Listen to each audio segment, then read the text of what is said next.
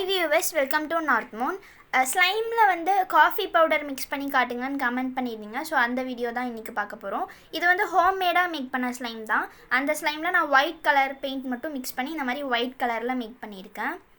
இந்த ஸ்லைமில் coffee powder mix பண்ணிவிட்டு result எப்படி இருக்குன்னு பார்க்கலாம். எப்படி இருந்தது அப்படின்றத தெரிஞ்சுக்கணுன்னா வீடியோவை ஃபுல்லாக வாட்ச் பண்ணுங்கள்.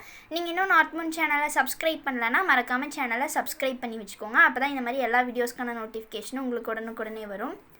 இப்போ நான் வந்து கொஞ்சமாக இந்த ஸ்லைமில் காஃபி பவுடர் வந்து மிக்ஸ் பண்ணிக்கிறேன். உங்களுக்கு வேறு ஏதாவது மிக்சிங் வீடியோ வேணும் அப்படின்னா கமெண்ட் பண்ணுங்கள். இந்த ஸ்லைம் எப்படி மேக் பண்ணணும் அப்படிங்கிற வீடியோக்கான லிங்க் டிஸ்கிரிப்ஷனில் இருக்குது. உங்களுக்கு வேணும்னா செக் பண்ணிக்கோங்க.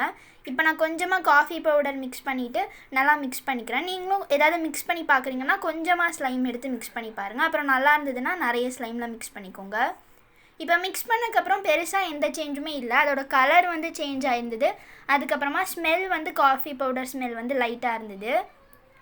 கலர் வந்து லைட் எல்லோ கலரில் இருந்தது. நான் கொஞ்சம் தான் காஃபி பவுடர் மிக்ஸ் பண்ணாங்கிறதால இந்த மாதிரி லைட் எல்லோ கலரில் இருந்துச்சு. மற்றபடி ஸ்லைம் எல்லாமே சூப்பராக இருந்தது.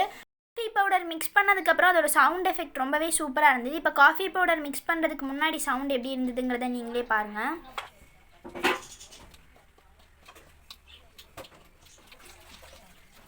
இதில் வந்து அந்தளவுக்கு சவுண்ட் இல்லை. இப்போ காஃபி பவுடர் மிக்ஸ் பண்ணதுக்கப்புறம் சவுண்ட் எப்படி இருக்குன்னு பார்க்கலாம்.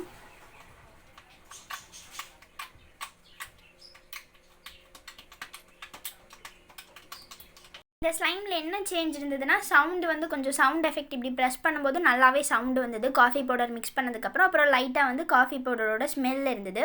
உங்களுக்கு இந்த கலர் பிடிக்கல அப்படின்னா நீங்கள் வேறு கலர் கூட சேஞ்ச் பண்ணிக்கலாம்.